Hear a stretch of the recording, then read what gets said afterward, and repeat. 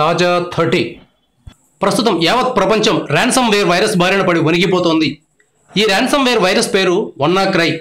దీని బారిన మన దేశంలో కూడా చాలా కంప్యూటర్లు పడ్డాయి. ర్యాన్సమ్ అనే పదానికి ఇంగ్లీషులో లంచం అనే అర్థం. హ్యాకర్లు ర్యాన్సమ్వేర్ వైరస్ను పంపి సిస్టమ్ను హ్యాక్ చేస్తారు. వాళ్ళు అడిగిన లంచం ఇచ్చిన తర్వాతనే సిస్టమ్ను రిలీజ్ చేస్తారు. ఒక్కో కంప్యూటర్కు $100 డిమాండ్ చేస్తుంటారు.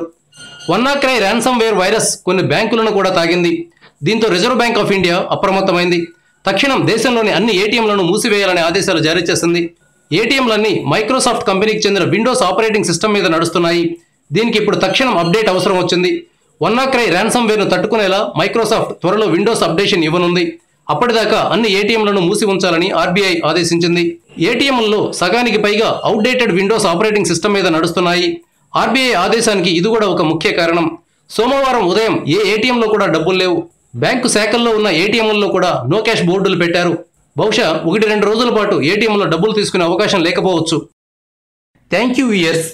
ఈ వీడియో మీకు నచ్చితే లైక్ బటన్ టచ్ చేయండి. తాజా 30 ఛానల్కు సబ్స్క్రైబ్ చేయండి. మీ మిత్రులకు షేర్ చేయండి.